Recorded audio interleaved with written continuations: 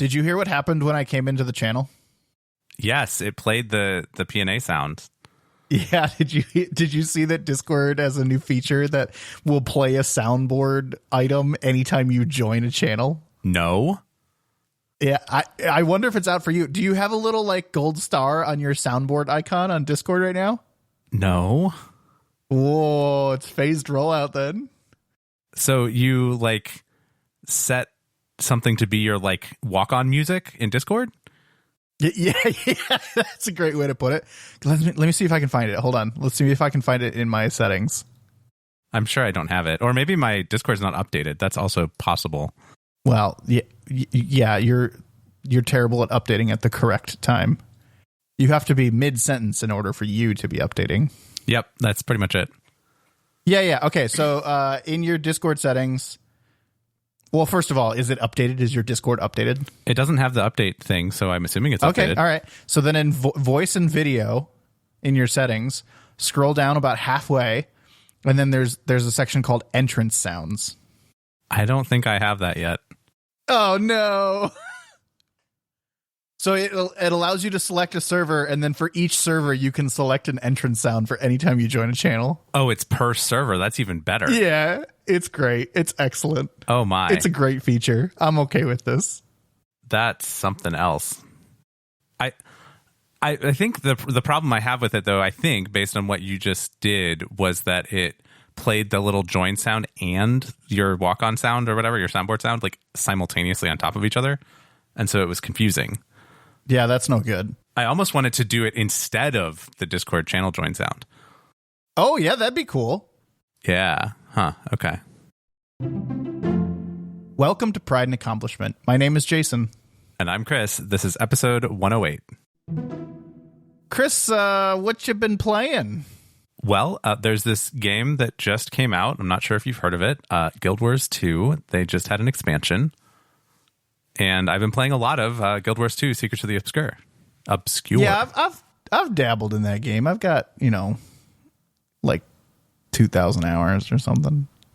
I actually don't know if I've hit 2,000 yet. I hit 1,500 a while ago. But 2,000, wow, this is so off subject. 2,000 would be like the highest played game that I've ever played. We've talked about this before. For me, that is still Dota 2. Yeah. And probably forever will be, because I think I have like an obscene amount of time on that game.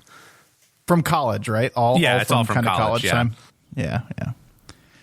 Well, anyway, Guild Wars 2 is either or approaching my highest played game of all time, and it just released an expansion. And Chris, you and I have both played it at this point, which I'm very proud of you for finishing it within the first week. Very proud of you. Did not think you were going to make it. No, you had zero faith in me. I really did have zero faith in you. And you don't have a great track record. Well, thing is, I don't give you enough credit for how good your track record is for when an expansion comes out for Guild Wars. Yes. I am not a very consistent Guild Wars player. Like, I'm not logging in to get dailies and all that kind of stuff. But when new stuff comes out in Guild Wars, I will play the new stuff in Guild Wars. And I like to play it like with people, because like that's why I do it, is to keep up, basically, so that I'm current when it's like, oh, we're going to play this thing for the 2 weeks that we're going to play it. Yeah, I don't know that this story lended itself really well to play with others, but there's a lot of content around it. Maybe we can talk about that I think will lend itself to play together. But all that said, we have both finished the main story line at this point, and we have not spoken to each other about what we think, as far as I can remember. So, Chris, who's, for someone that doesn't play Guild Wars all the time, and I don't think you've played the latest Living World. I don't remember if you finished Icebrood Saga Story. So the last major thing that I think you've played is maybe End of Dragons, and before that was Living World Season 4. Path of Fire, Living World Season 4. Yeah. So, with that context, what did you think of this story?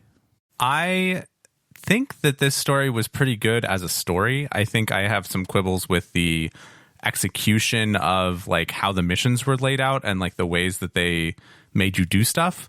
But I think from a narrative perspective and a story perspective, it was pretty good. I agree. I think they did a nice job with certain, like we talk a lot about character development and like some of the shows that we watch. I think that they did a really nice job with that with this expansion. But I totally echo your notes on how they do what I would say non-instanced story content.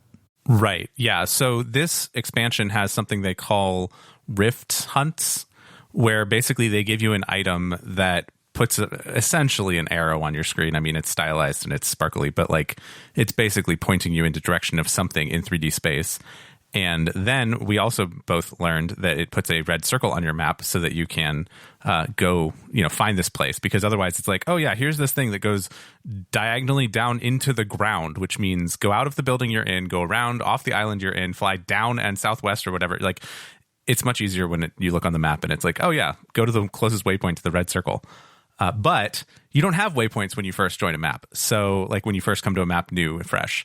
And so you do this thing and it's like, yeah, go to this place. And also you don't have the map revealed, so we can't show you the red circle either. So good luck. And it's a little frustrating in that regard, I think, to have to do all those things as part of like breaking up part of your story. I kind of get what they're doing because they're like, oh, we want you to do this, but I didn't love it.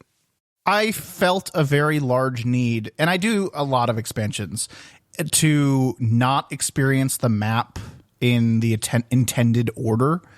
I felt the need to go around the map and just get the waypoints, so that as I was being forced around the map, it wasn't as much of a headache to kind of move around. This expansion itself has been it's very much about like the sky scale and movement and floating islands and all of that, which is cool once you have all the masteries, and we can talk about that progression and that account progression. But like getting around without all of the tools that the game gives you to get around, which you have to earn over time, can make getting around early in the expansion very annoying. So I'm not really sure I like how they did that. The other thing I'll say is not about rifts, but about the same kind of concept where the story progresses and certain parts of the story, as Guild Wars has done for a while, are the meta events that happen on the map. And, you call them meta events because they're map-wide kind of like story progression events. They're not like isolated dynamic events. They're timed. They have an impact. You can fail them pretty easily sometimes. They're a little stressful, but like those events are the next step in the story, right? A lot of times they open up the next map. They open up the portal to the next map, or they show you a piece of the story that is meant to be done in order before you go to the next map. And the way that Guild Wars 2 is presenting this in the story is go complete events on the map. Ooh, we're not going to be really vague about it. And sometimes it just didn't like align well. Like, cause you could also do these riffs, which are very like kind of, they don't have really a big individual story element to it, right? You go, you do it, it's a mechanic, you're done, whatever. But like if you chose to do the riffs instead of like the big meta event to progress the story, you're just like, how did I get here? What is going on? What happened?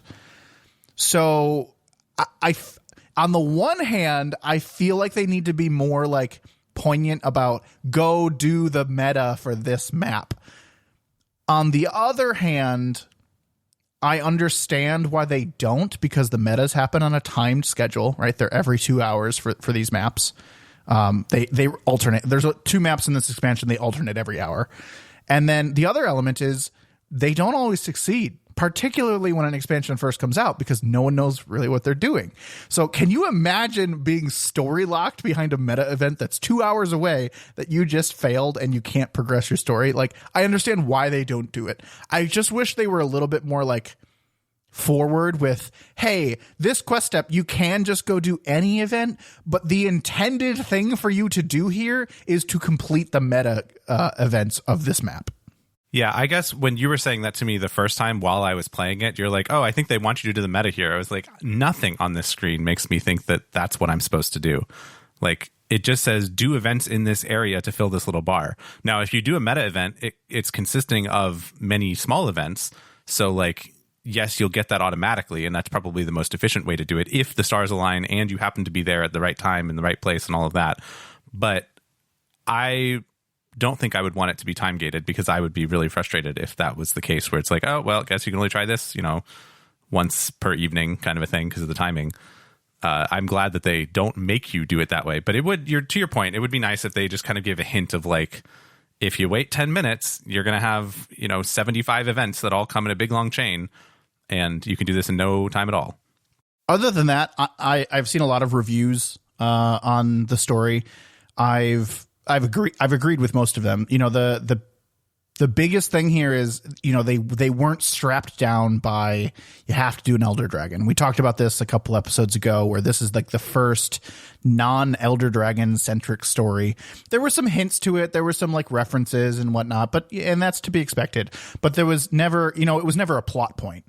And with that, they had a little bit more freedom to, I would say, tell a full-fledged, flushed-out story, like character development and like wants and needs and struggles and a little bit more like learning who these people are. And the other element is they aren't forced to tell the whole story here, right? It's not just one big expansion story plop. It was, very intentionally probably a little bit more than a quarter of the story, right? Because they gave this expansion, and then they said, hey, listen, like more story and more expansion is coming every 3 months, and if you bought the expansion, you get it all included. So it was an arc that had had an ending, but it made me, you're gonna hate this comparison, but it made me feel a lot more like Destiny 2 in terms of its story, where it was just like, we're done, but we're not done. Yeah, but Destiny doesn't have a lot of story, like cutscene story, in their quarterly updates. I didn't think, if I'm not remembering it wrong, but Destiny was like, here, we're just done, and now you have to go do world events or go do, other things that are not really the mainline story. Whereas Guild Wars, it's going to come back with like, here's story in your story journal, and you have to go to the little green sparkle and, click the button and go into instance content. I don't think you're remembering it correctly, because Destiny was doing this thing where every 2 or 4 weeks or whatever, they were coming out with a new, essentially, chapter in the story. And people really didn't like it because it was like a super slow drip of story, and the story in Destiny 2 is terrible. Like we could get into it, but Destiny 2 was kind of doing that, where they were slow dripping the story with cutscenes and more actual story. Starting, I think, with the Witch Queen was the first one to do this.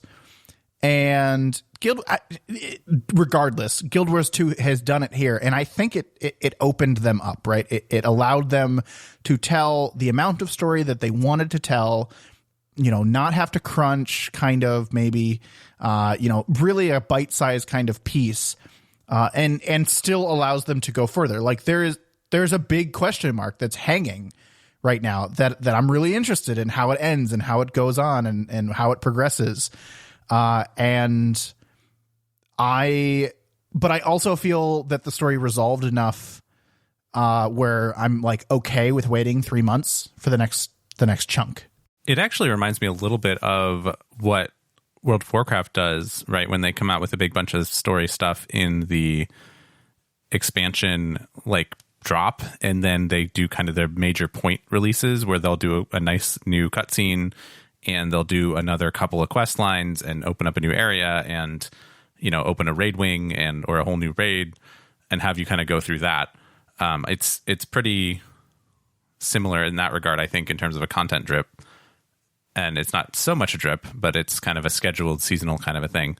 So I don't know. I'm interested to see what they do with it. I'm curious. But for now, I think it's a good, ending to the story. I think it felt like a self-contained thing, and if that was all there was, I'd be like, yeah, that was probably a little light, but also it was a cheaper expansion, so it's probably fine. I look forward to the next Living World would be what I would do. Definitely lighter, like objectively shorter than End of Dragons and Path of Fire. But to your point, it was cheaper, and they kind of told us that it was going to be like this. For reference, End of Dragons, Path of Fire, Heart of Thorns, those were all between like 17 and 20 chapter stories. Chapters is a rough it's whatever. I think of it as number of missions or number of cutscenes kind of thing. Whereas this one was 10. So I'm okay. Again, the length was fine for me. I think as you and I get a little older, the shorter length is actually appreciated, particularly if they can still tell us a good story in the shorter length though. So I was good with it. I have a lot of other thoughts about the expansion around the economy and some of the, the delay of certain features and the relic system. And I don't know that they're fully fleshed out yet. And they get really deep into the specifics of Guild Wars 2. So I don't know that I want to do it here on the show. But know that if anyone does want to talk Guild Wars 2, I'm ready. I've got lots of thoughts about the legendary armor, of the relic system, of some of the economy around the rifts, and how they just don't. I don't know. They just don't make sense to me. They need to make them more compelling. Is kind of my put a bow tie on that conversation. So all of that being said, I'm enjoying it. Overall, Chris, would you say, you're happy with this expansion? Are you going to play more? What else?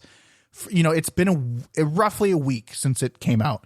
Where's Guild Wars 2 in your mind? Are you interested in playing more? Is it kind of like you did the story and maybe you want to do a couple riffs and you're done? Like where do you sit right now? I am currently, my relationship with Guild Wars 2 is I would really like to get a legendary something, a legendary weapon, legendary armor, whatever, legendary trinket. I don't really care, but that's kind of the next long-term thing that I'm interested in. I have a bookmark that's been in the bookmark bar of my browser for way too long to Vision, which I think is a trinket.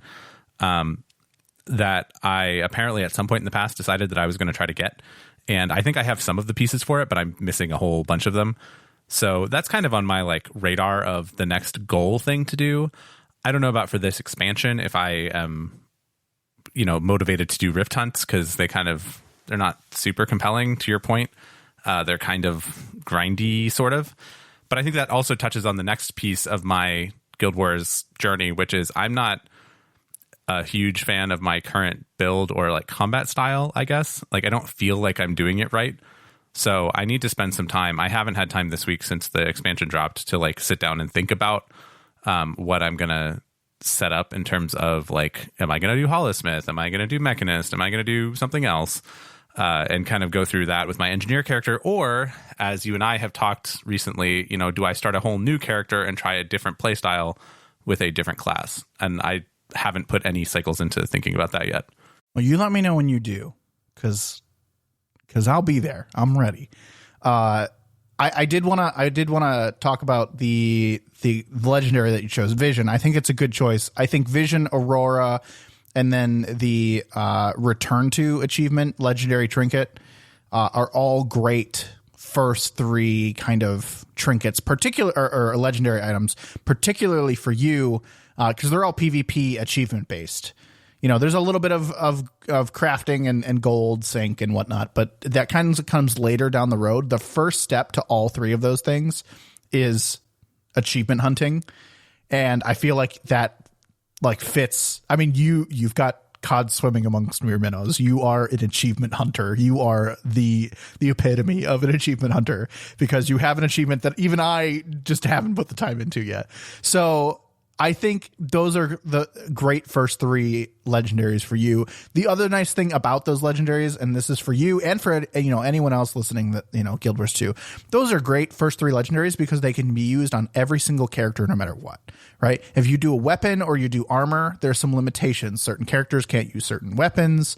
Certain classes can't use certain weapons. Certain classes can't use certain heavy, light, medium armor, right? So those trinkets can be applied to every character that you have, no matter what, no restrictions. And you can do them on your engineer. And if you end up switching, right, they're still valuable to you. So if you were to go after medium armor, instead, just for example, you may not be able to use that if you ever switched to a mesmer.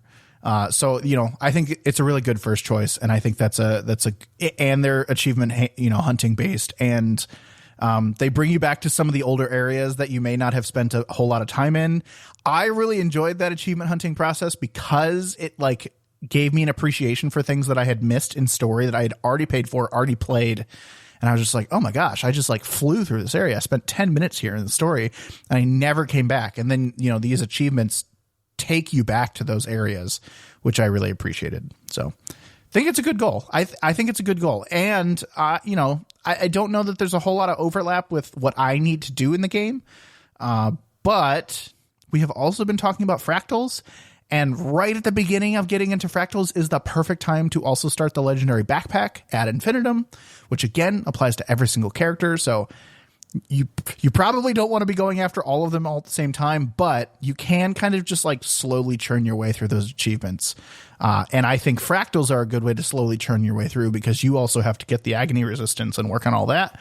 And it fits perfectly into that kind of goal for you. So we'll see. I'm very, very interested for you to spend some time and think about what class you want to play because there have been other people that have said, oh, I really don't like Guild Wars. And I can think of at least one where once we settled down and chose a class, they had a much better time in it. So I hope that may improve your opinion. I think you said the words to me a couple days ago where I like to find a class where I can just plant my feet and kind of attack unless I need to move, right? Very mage style in World of Warcraft. And I think there are classes in Guild Wars that get you closer to that. I don't think you'll ever get fully there, but I do think you'll get closer. Yeah, I mean, right now I feel very aimless in terms of what I'm doing in combat. I'm like, oh, I push my buttons and they all have kind of different cooldowns. And then I push this other button to switch to my bomb mode or whatever. And then I drop a few bombs and then those are all on cooldown. So I switch back and then I just push a couple buttons. But it doesn't feel like a rotation per se. And I'm sure that is entirely my fault and that I need to just sit down and read some stuff. But it's not the same kind of feeling that I have if I'm playing for instance World of Warcraft, where I kind of know what I'm supposed to do generally based on the where I am and what time I have before I need to move and that kind of thing. And so it's a different play style, it's a different game, I understand that, but I don't like what I'm doing with combat in Guild Wars right now. And that obviously a big part of the game is combat and I just don't like it. So I do some more of the achievement hunter type stuff like fishing that doesn't involve very much combat because it's easy to do and it doesn't make me do something I don't like to do. So that's kind of where I am on the Guild Wars front at the moment. I'm having this flashback, Chris. This is amazing. Do you remember when I first started playing World of Warcraft again, a couple months ago or whatever? And I said, I really didn't give World of Warcraft enough, kind of effort and time because I finally found a class that I'm kind of enjoying and I really enjoyed. And that was because I went to a tank and I went to Demon Hunter, which was a much more mobile class than Paladin. And I was like, now that I'm kind of playing this, I kind of enjoy this more. And I did. I really did enjoy that class more. I in the end was probably playing World of Warcraft more to play with people and I think I still definitely like the combat in Guild Wars 2 better. But I am having flashbacks to that conversation because I want to say the same. I want to say the same thing to you now, right? You've been so kind of stuck in engineer world in Guild Wars 2, and I just feel like there are other things that you can experience that may, I'm not saying for sure because Guild Wars 2 combat definitely is a different game, but the difference between how you play just my two classes, right? The difference how you play a Guardian and even the different specializations within Guardian and a Mesmer, totally different. I think Mesmer is way more fun, so much more fun. But there are elements that make Guardian easier. It is my main, right? It's the thing I've been playing the longest. And but they're totally different playstyles. So I look forward to having that conversation when you're ready. I need to find the class that you think is the most boring, worst class in Guild Wars, because that's probably going to be my favorite. Guild Wars doesn't really do, at least in Engineer, and maybe it does in other things, but it doesn't really do like a cast bar, right? Am I thinking that right? It does cooldowns, but it doesn't quite do casting. Very few skills require cast time. And if they do, you can move while they're casting. Yeah, okay. I mean, moving is good. But I guess maybe that's one of the things, too, that I'm noticing as a major difference is that, like, when I'm doing a rotation in a caster in WoW, I have a second and a half between things that I need to do, right? I have a little bit of time to kind of queue up the next thing because there's some cast time there, right? And, you know, there's obviously uptime issues and, like, always be casting and all of that kind of stuff. But, like, there is a little bit of time to understand what's going on baked into the rotations and the power curve and whatever of WoW versus Guild Wars where everything is instant cast with a cooldown. Some things are kind of long cooldowns, some things are kind of short cooldowns. But I think that's maybe also the piece in the combat style where it's like, oh, you push this and it's happening. And then you have to be pushing the next thing immediately or else you're not doing something, right? You're losing uptime and all of that. I think I don't like the freneticness of that. Yeah, that may be hard to find something that fills that. There is no global cooldown in Guild Wars. And for every class, you know, you always kind of have to be one step ahead because as you're either casting or going through the animation of one attack, you kind of have to be jamming that next button already. There's no kind of second and a half to wait.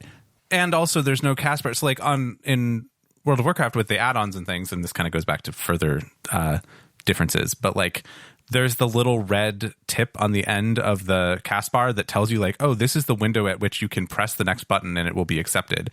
And yeah, granted, you're like mashing that probably anyway, so it doesn't matter that much, but you kind of understand kind of when the game is going to take your inputs. And I feel like I totally lose that in Guild Wars. Like I don't know when I should stop mashing a button because it's accepted and is doing my thing versus like, and I know, you know, the button starts to flash in a certain way and like that's how you know the animation's happening. It does. There's some UI elements to it, but I think this goes back to just understanding what each individual attack does. And it's a lot more about watching your character and watching like the attacks as they go out, because as you're jamming this button, right? And as I'm looking at my character, I'm watching what they're doing, right? Are they spinning? Are they plunging their sword into the ground? Are they throwing a bunch of daggers? You know, what is I know there's only 10 attacks, right? Or 15 attacks, right? There's not very many for a particular class.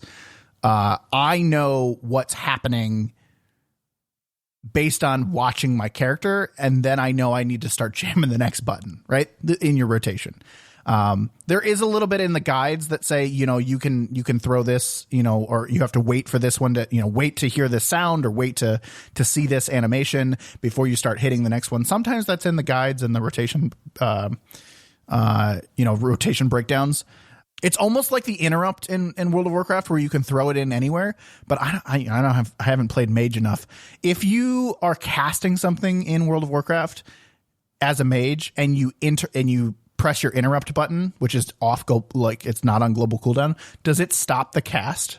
Yeah, it's you're doing that. You're interrupting what you're doing and you're only doing one thing at once. Yeah, so imagine doing that, but pressing your interrupt button doesn't stop your cast. That's what happens in some skills. Particularly, I mean, I'm most familiar with Firebrand, but I know they exist elsewhere. So it does get complicated. I don't know where I was going with this. Where did we start with this? Oh, no global cooldown. Yeah, so you're always kind of the best way for me to know when to move on to the next thing is not to look at the UI, it's to look at my character. And I'm not generally like staring at the UI. I actually would say I'm spending more time looking at all of the circly junk on the ground to know where I need to move, not looking at my character to see if they're whatever, spinning a sword or doing whatever they're doing, because the animation of what my character is moving, like my little character person, is so inconsequential to me in WoW specifically, but like obviously it can't be here, but like it's just such a different mindset and I don't particularly like it, I'll say. Yeah, I will say that's much worse in open world, like having to watch where you're standing, because the things will actually kill you in the open world. When you get into raids, you start to understand I'm allowed to stand in that. I'm not allowed to stand in that, right? It gets a little like I can just plant my feet here until I see something I'm standing in that I'm not allowed to be standing in. So it's a little different. Open world seems to, I die so much more in open world than I do in raids. It is almost frustrating. So I get that. I kind of understand that you're staring at your own feet. But I would say when you start to get into raids and you start to get into instance content, strikes and whatnot, I mean, if a good trainer will say, if you're just stand in that, just your healers will take care of it, right? It just becomes something that you're going to heal through it. And, you know, unless you absolutely, you know, want to get out of it and avoid the damage, you could just kind of stand through it. That doesn't happen in an open world. So you tend to stare at your own feet a little bit more and just let your rotation go to wherever. Okay. Well, I think we could talk about Guild Wars all day. I don't want to dig any deeper. I was trying to stay pretty top level, but we got deep anyway. Listen, if you're a Guild Wars 2 fan, this is certainly just more Guild Wars. I think, you know, Chris would agree with me on that this is, you know, it's not a revolutionary thing here. There was some cool stuff with Weapon Master. I haven't even touched that. You know, like I said, I wait for other people to, you know, get the builds. I'm actually looking at another screen right now of a build of a class I play that someone posted in a Discord as we were talking. I'm interested in watching it and learn from someone else, but I'm not going to experiment. So there's a lot more to come out that people are still experimenting with. I think that this expansion was exactly what it set out to be. And, you know, I think rifts are maybe a little bit disappointing. I was hoping for something else, but there's still a lot of people doing them. So they're still fun to do with other people. But all in all, I'm happy with this Guild Wars 2 expansion. I'm excited for the next, you know, kind of 3 quarterly updates from this expansion, and they have already, I don't know if you saw this, Chris, tentatively announced the next expansion, because in their post for this expansion they said, hey, here are the next 3 updates, and we're working, you know, we're already learning and working towards our next expansion that comes after the, you know, 3rd quarterly update for this one. So they've already kind of tentatively announced the next one, and we can, you know, tentatively slotted in for August 2024. So, you know, I think that's exciting. You know, just the pace and the future of Guild Wars continuing, thriving, you know, hopefully growing, maybe, who knows, is exciting to me. In addition to the time spent playing Guild Wars and working through some of that, I have also been playing a little bit of Dota 2 lately. Which is not actually unusual for me in the summer, but it is a little bit unusual for me this summer.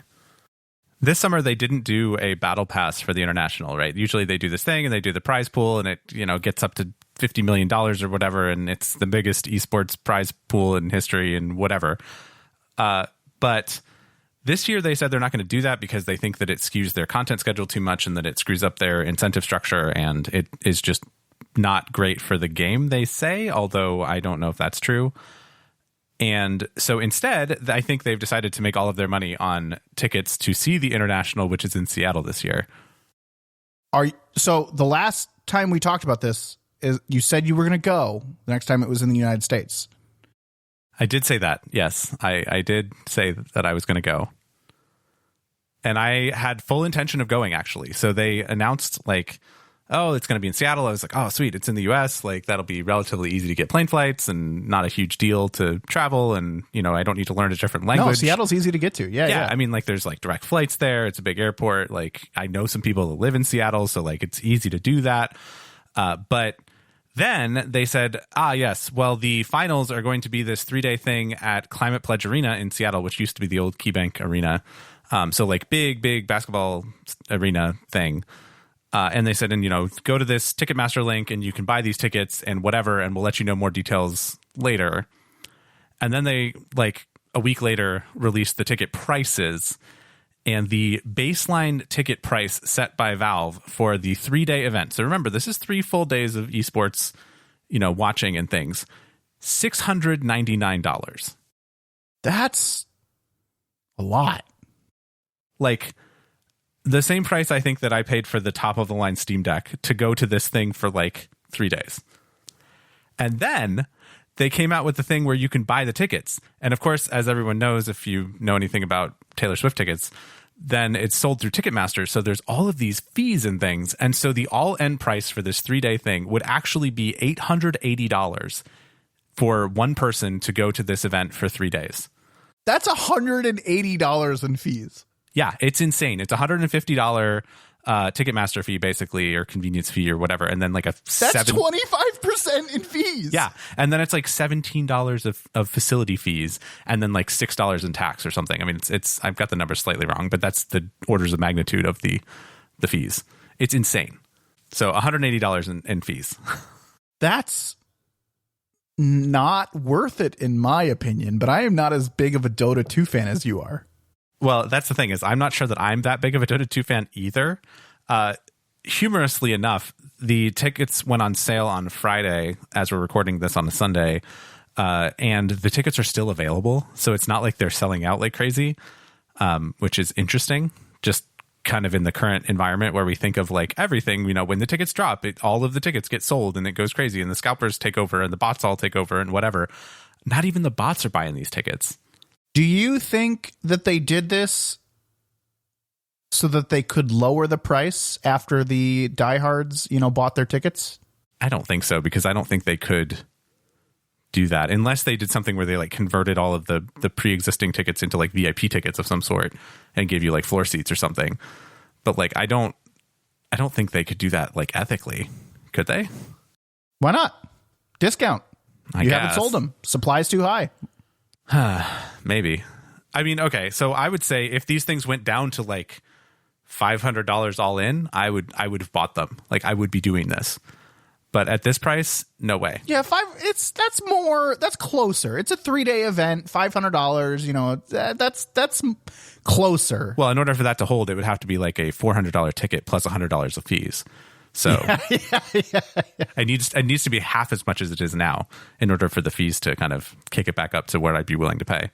So you're not going to Seattle? I don't think I'm going to Seattle, which is really makes me a little sad. Like I actually considered going to Seattle anyway around that time and just like finding some like bar or something where they would be showing it, you know, some meetup basically outside of the event. Because really, you're going to go to this thing and you're going to watch what is essentially the same thing that's going to be on the Twitch stream, but you're going to be in the room.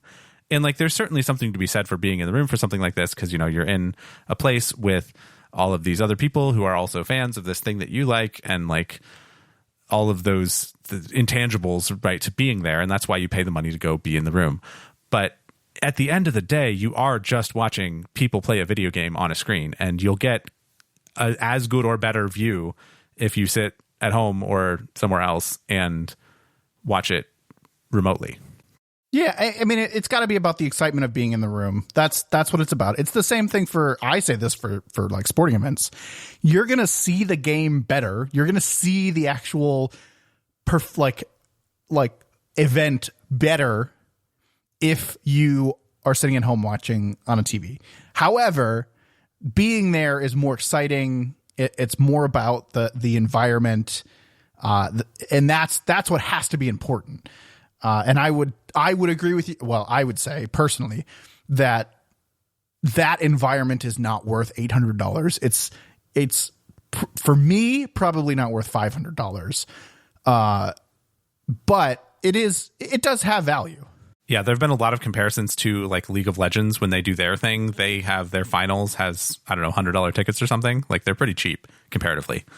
And everybody's like, oh, but that's a loss leader. And Riot is really, you know, buying down the price of the venue and all this stuff. It's like, I don't really care how they get there, but like they're making it cheap. And that would be much more accessible and easier to deal with than, hey, pay almost $1,000 for these 3 days. And it's like, there's no way to get a single day ticket either. You have to buy all 3 days for the finals, which like, okay, fine. Again, if they were $300, $100 a day, and then plus whatever taxes and fees and whatever, then I could get behind that, right? That would be more reasonable. But at this price, it's really unfortunate that it's so expensive. And that's been the general sentiment on Reddit as well, is a lot of people kind of saying, man, I planned to do this. I got flights and hotels. I took off work, like, et cetera, but these prices are way too high and I just can't do it.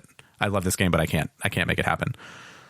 And I'm just kind of in the, like, it's not worth it. Like, it is not worth that amount of money to, you know, go sit in a room with a bunch of people and watch TV.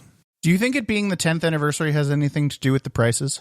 I think it might, but I also think it might just have something to do with they are trying to find that supply and demand curve, and they're just not finding it.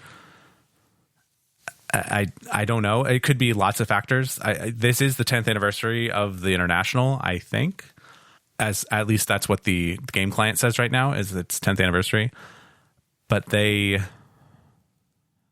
don't know. It's their return to Seattle for the first time in 5 or 6 years. And it's the return to the US as well. They've never done one on the Eastern Seaboard side of things, which is also kind of a miss in my book. But it's just, people are very upset about this, and it's generally not gone over well. Yeah, that was going to be my next question, is how does everyone else feel about the price? You play Dota 2 when it's the international time, when it's, I would not consider you like a diehard Dota guy, but you're I would call you an average fan, right? There are some people that they play a lot of Dota 2. I mean, around the world, right? It's got a large base. And I'm just wondering how kind of the more general or even the more hardcore audience feels about it. There have been some people, like, there have been Reddit threads that are definitely like, oh man, I went to the one when they announced the 7.0 announcement, which was like a big, like, tone shift for the game itself, and they're like, I was in the room when they previewed that and it was amazing, and I'm chasing that high again basically, and I'm gonna go anyway. And I applaud them for their conviction, but I'm not there. So there certainly are some people that are planning to go, and some people are like, oh, this is once in a lifetime, and like, it's just money and whatever, like, fine. For me, it's not necessarily the cost of it, it's just the value of it is not there, right? It's not, do I have this money? But it's like, is this thing worth this money? And it's not, in my opinion. Well, I guess, I mean, I don't really have anything to say. I guess I'm sorry that this is kind of what resulted. You had planned on going the next time it was in the United States, and I had tentatively planned on joining you. But I just, it's not going to happen here now with this. Maybe, I don't know. Who knows? Maybe they sold no tickets and they're going to cut the prices in half, and then we're going to have another conversation about it. But I just don't see that happening. This event at this point is 2 months away, so they really have to figure something out if that's the case. I feel like, did they put tickets on sale late? I think they did. I mean, they did them later than they did last year, I think. Or at least they announced all of these details later than they usually do. They may sell the tickets themselves closer like this, but I think that people have known the costs and stuff earlier than we knew this year compared to when the event is. But also they've been in other kind of outside the US destinations before, which is trickier sometimes in terms of like visas or like international travel and getting a passport and like all of that kind of stuff. Whereas, yes, it's an international event and people come from all over the world, and some countries still have to get visas to come to the United States, but I don't know. I think it's a little different for people from the US to go outside of the US versus people from around the world to come here, it feels like. But yes, this all seems very fast, and it in a certain lens, if you were kind of being a little bit conspiracy theory about it, you might think that they waited a really long time to tell the bad news so that people wouldn't have as much time to kind of complain about it, especially because they're not doing a big event, a big like game event over the summer to like have people buy up the prize pool and all of that stuff. Because usually that would all kind of come together, right? They would kind of announce a date for the international, and then they would also like a month after that, they would come out with like the battle pass, and then the battle pass would have all of its levels and things, and then they would do different kind of content drops and FOMO inducing events and things in the battle pass to kind of get you to pay more money so that you would get more prize pool and all of that stuff. But none of that is happening this year. So it's just a very strange, very off year for Dota, I would say. However, they are doing, and I think I may have mentioned this in the post show last week, I don't remember for sure, but they are doing a 10th anniversary like treasure that's free. So you don't have to buy it at all.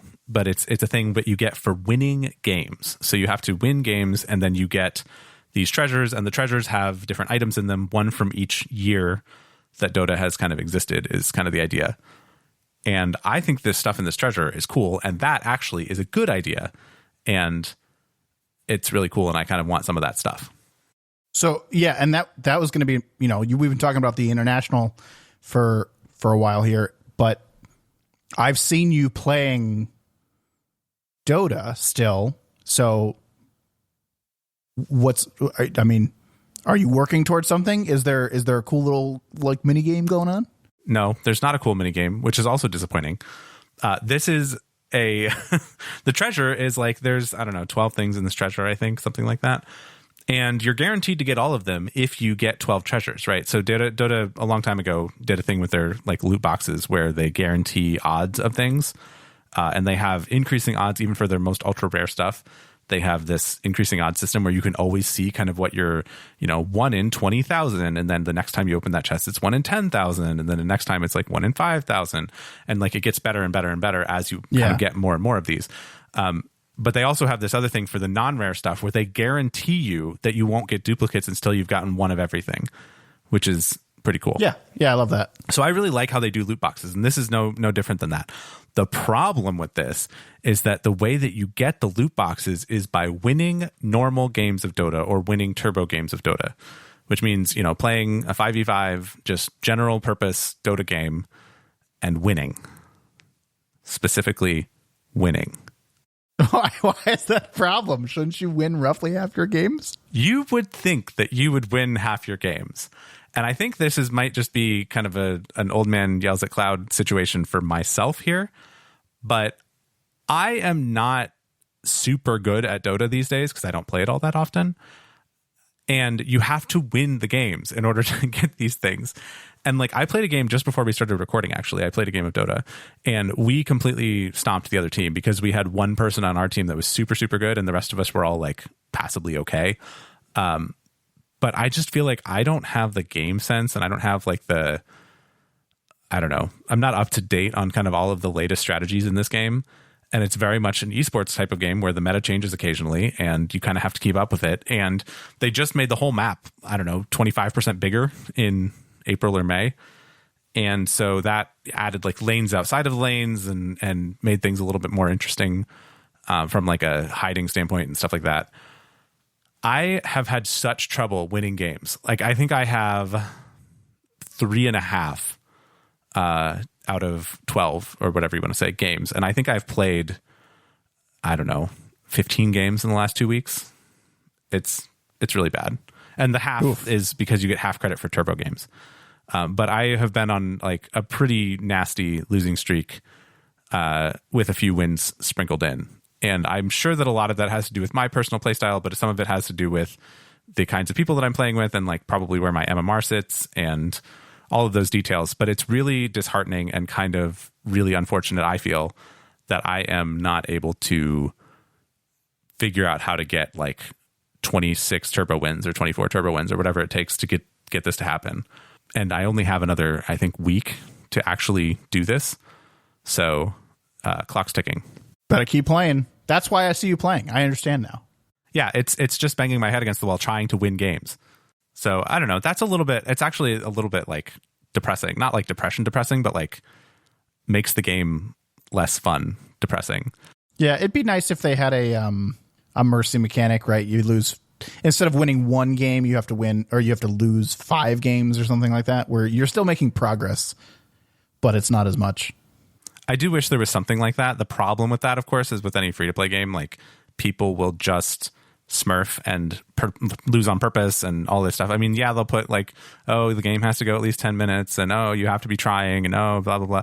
But like all of that is so hard to tell and so hard to like enforce that it would be, I understand why they made it wins, but I wish there was some other way, like any other way to, do this and get at least a little bit of progress towards being able to kind of earn these things. Yeah. Yeah. I mean, at the rate I'm going, I would take like 10 losses or something, but Whoa. There's always going to be people that have way, way too much time that are just going to be like, oh yeah, fine. I'll just throw every game I'm in. And then eventually I'll just still get these things, which is obviously not the case where I am. I'm trying all these in every one of these games, but the game has also moved on a lot. And the reason that this is particularly interesting is because it's a bunch of classic stuff, right? I don't know if you've ever seen like the kind of standard Dota hat type thing, which is Ursa the bear in like a little like lederhosen and like a little alpine costume. Yeah. Like that was the iconic like, you know, cosmetic item for Dota for a very long time. They have that in this chest. It's not the same one, so like, you know, the original one's worth more or whatever. I don't care. I just want the thing that looks like that. For the few times that I ever play this game, I would like to have these cool kind of iconic things. And I get it, and maybe I'm just not the target audience, and I'm just going to have to let this go, but it is just like, it's the end of an era, and I don't like it. I want follow-up on this. I want you to follow back up when it's over and let us know where you got. Because in a perfect world, all of these losses should lead to your rank going down, or your MMR, right, if it's not ranked, and should eventually even out into a world where you're 50-50. Theoretically, this is all theoretical. So I would love to hear, I think you said you had 26 days left for this. No, like 2 weeks. 2 weeks, 14 days left for this. I am interested in over the next 14 days what happens. Luckily, our podcast is bi-weekly. Yeah, I think by the next episode, this will be over. I think it ends on September 7th, which is a Thursday for some reason. So yes, by our next episode, I will have follow-up on this. Great. The follow-up might be, I'm never playing Dota ever again. Chris, you have a PlayStation 5. Yes, you also have a PlayStation 5. What if you could play that PlayStation 5 in your house from your bed? I think I could do that with a Steam Deck if I wanted to. You could. Also with your phone or an iPad or literally any other smart device, you could already do that. Yes, you can. Oh, okay. Cool. What if I told you could also pay Sony $200 for the privilege of doing that on a first-party device? Well, it's tempting, but that's $200. Is it though? That's what I'm getting at. Is it tempting? No, it's not tempting. It's not tempting. Okay, listen, last time we talked about this, we're talking, of course, about PlayStation finally announcing their PlayStation Portal, which is their handheld screen smash between two halves of controller. Looks like it came out of a college capstone project. I mean, it looks nice, don't get me wrong, but it really does look like they took a Sawzall down the middle of a controller and slapped it on two sides of a screen. But all of that to say, everyone that is reviewing this or talking about this, no one is talking about the PlayStation Online element, like the PlayStation, what do they call that? Plus? PlayStation Plus, where you can stream the games. No one is talking about that. So I'm not convinced that you can do it. Yeah, I was going to say the reason they're not talking about it is because you can only stream from your PlayStation 5 to this device. That is the only thing it works with. It does not work with their cloud streaming service. The other thing it doesn't have is Bluetooth for audio. Yeah, which is insane. That's just a wild choice in this day and age. Switch learned its lesson. You think PlayStation would. Switch didn't have the software to do it, but they had the hardware. I'm not convinced that this thing has the hardware. Well, it does have the hardware to connect to their proprietary headset and earphones that they just came out with.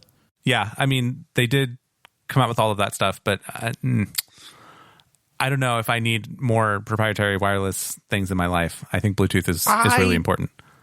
Just don't see the market for this. I don't know where it's coming from. Maybe I'm wrong about it, but to your point, you can play PlayStation Anywhere, right? Which is streaming your PlayStation to another device, particularly within your own home on your own network pretty well. But you can even do it, as far as I can understand, outside of your home if you set it up correctly.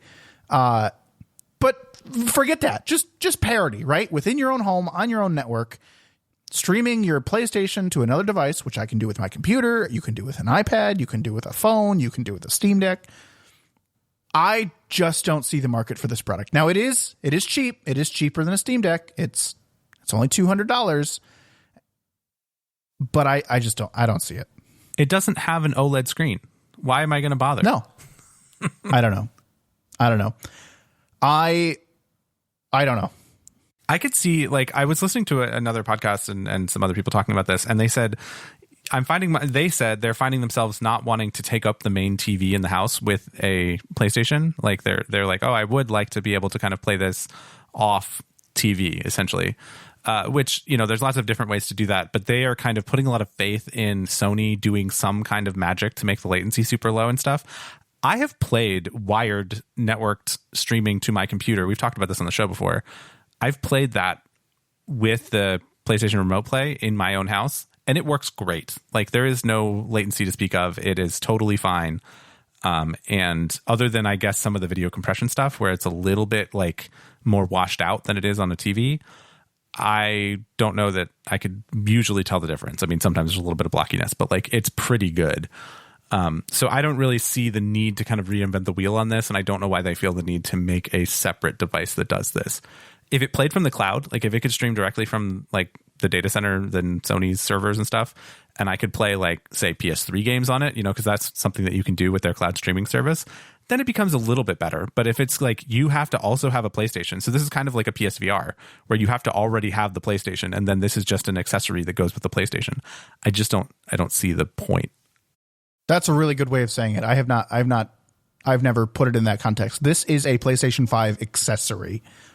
I don't get that. I don't get that. For $200 to be able to stream from PlayStation Plus to play games, right? It's got a proposition there. It's got a value proposition there. But a $200 accessory to play the PlayStation. I mean, they're trying to sell you a $200 accessory to make the PlayStation 5 a Switch. Sure, but only well, not only in your house, but essentially only practically in your house. Correct. Yeah. Because you can take this on the internet and you can like go somewhere else and stream back from your own PlayStation at home. But like then you're dealing with internet latency and all that good stuff. So I don't think that's probably feasible in reality. I don't see it. And if you're thinking about this device, just go download PlayStation Anywhere on your phone and get a Backbone controller, and it'll be, I don't know, $40 instead of $200 for a much better screen if you have a good phone. A little bit smaller, don't get me wrong, a little bit smaller, but it's not here for me. Are you going to get one, Chris? I don't think so. Oh boy, that's not as strong as I thought it was going to be, but okay. I really don't think so, because I don't have any real need for it. There is some advantage, some appealingness to like not having it on, like being able to have a sort of portable PlayStation. But I would absolutely spend a lot more effort on trying that out on the Steam Deck first, because I think that's really going to be the similar experience here. And I don't really have any actual need to do that because I can just use the big TV and I have a nice TV. So like I would just use that if I was really going to do this. But I don't know. I mean, it's a gadget. It's a handheld. There's some like appeal to that kind of, but I'm not seriously going to buy one. If I'm being perfectly honest, I'm not going to get one. If they made a Backbone like thing that was an official PlayStation DualSense controller as the handles, you know, like, and just slot your phone in here and connect it with USB-C, because, you know, hopefully iPhones are going to have USB-C here in a couple weeks, then, and Android phones already do have USB-C.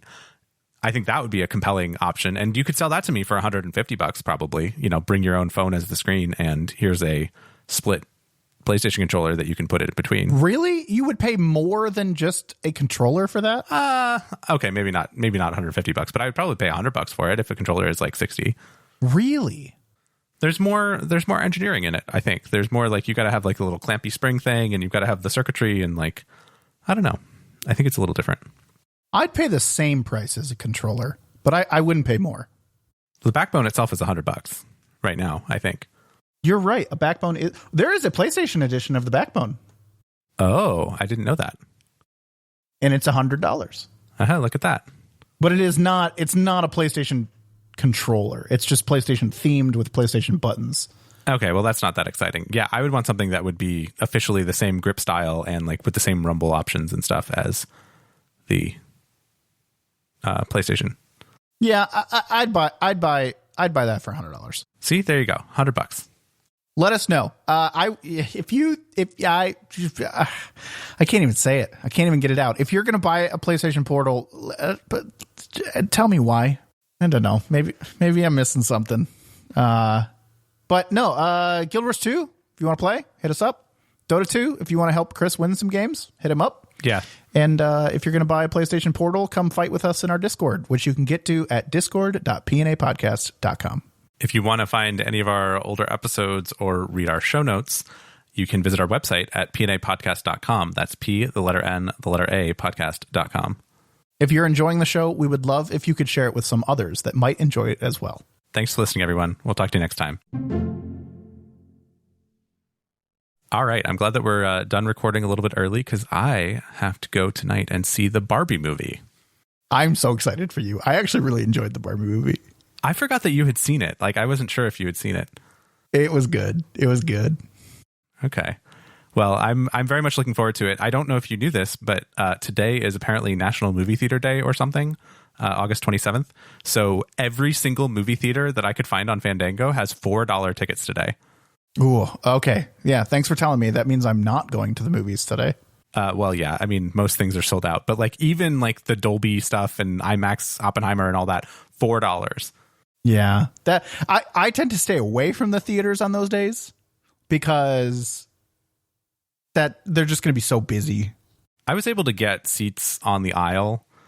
That's good. That's good. And like, I'm pretty happy with where I got seats in a giant theater at my kind of one of my several local giant movie theater complexes. And they're all like set up for pretty large numbers of people. So I'm not too worried about it. Like parking's not going to be a problem and like, you know, all of that. So it should be fine, assuming that the kind of general movie going audience is relatively well behaved, which I guess is a wild card, but we'll see. Yeah, definitely a wild card. Did you plan this ahead or did you just like buy these earlier today and were surprised by the price? I heard from somebody else that this was happening, and then I started looking at movies, and I've wanted to see the Barbie movie. So, and I know that it's kind of getting a little bit old, so it's going to be out of theaters soon. And so this seemed like a good opportunity, but no, I didn't know about this until maybe noon today. And then I bought the tickets. Nice. Yeah. No, I think it gets a little weird. Not quite the direction I thought it was going to go, but I wouldn't say it's bad by any stretch. I enjoyed it. I have had a couple of the songs from the show, from the movie on kind of in my mix, you know, when I'm in the mood. So it was good. It was a good movie. All right. Well, if it's that good of a movie, then maybe we can talk about it on the show. I liked it better than Oppenheimer. Oh, okay. I'm just going to throw that out there. Yeah, Oppenheimer was basically not in the conversation, even though it was available in IMAX. I was like, I'm not going to sign up for a 3-hour docu movie. It's just not going to happen on a Sunday night. It needs an intermission. I could say that about a lot of movies. Honestly, any movie over 2.5 hours, I would enjoy more with a scheduled intermission. Yeah, that would be kind of cool too, because then they could do a little cliffhanger and like have a little 15-minute intermission. Like that'd be great. Let's make that happen. Like theater, like shows, like things you go pay lots of money for, sit down for 3 hours for, and you get to watch them. And they got it figured out, man. You go see a musical, 3 hours long, 10-minute, 15-minute intermission in the middle. That's the best. You know it's coming too, so you're like, I can get wait. More food. Yeah, you get refreshed, go to the restroom. Yeah. It's good. That's the way to do it. Movies should be like that too. If they're over 2.5 hours, intermission.